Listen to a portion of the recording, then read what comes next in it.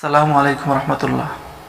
এখন আপনাদের সম্মুখে মহিলাদের দায়মি ফরজ সম্পর্কে কিছু কথা বলবো। মহিলাদের দায়মি ফরজ মোট 5টি।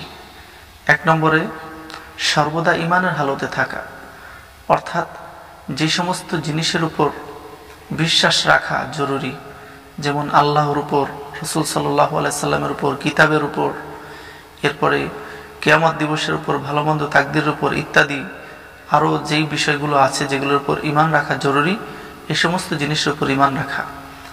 2 নম্বরে পর্দাপোশিদায় থাকা, অর্থাৎ যাদের সাথে দেখা করা জায়েজ নেই তাদের সাথে দেখা না করা, যেমন দেবর, ভাসুর, তারপরে চাচতো ভাই, মামাতো ভাই, খালতো ভাই, ফুফাতো ভাই, এরকম আরও যারা আছে, অর্থাৎ বেগানা পুরুষ যাদের সাথে দেখা করা জায়েজ নেই তাদের সাথে দেখা না করা।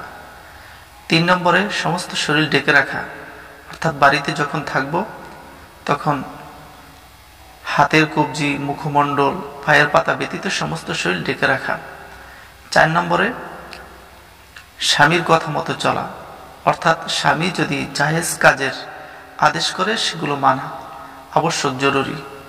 আর যদি নাজায়েজ কোনো কথা বলে, যেমন যেগুলো শরীয়তে জায়েজ নেই, যেগুলো হারাম, অর্থাৎ আপনাকে বেপরদায় বাহিরে হাঁটতে বললো, বাহিরে চলতে বললো, পরপুরুষের সাথে দেখা করতে বললো ইত্যাদি, যে সমস্ত জিনিস হারাম, এই সমস্ত জিনিসের যদি অনুমতি, এই সমস্ত জিনিসের আদেশ যদি স্বামী দেয় তাহলে এগুলো মানা জরুরি না।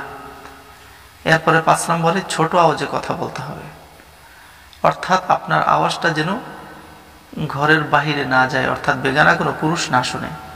অর্থাৎ রাস্তার পাশে আপনার বাড়ি, আপনি কথা বলে রাস্তা দিয়ে মানুষ যায়, তারা শুনতে পারে, তো এমন আওয়াজে কথা বলতে হবে যেন বাহিরের কোনো পুরুষ শুনতে না পারে। এই দায়মি ফরজগুলো যদি আমরা মেনে চলতে পারি, যে সমস্ত মা বোনরা এই দায়মি ফরজগুলো মেনে চলতে পারবেন, তাদের জন্য জান্নাতে যাওয়া একেবারেই সহজ, একেবারেই সহজ। এই জন্য এই দায়মি ফরজগুলো আমরা মানার চেষ্টা করবো ইনশাল্লাহ। আল্লাহ তাআলা আমাদেরকে বোঝার, আমল করবার তৌফিক দান করেন। আসসালামু আলাইকুম ওয়া রাহমাতুল্লাহ।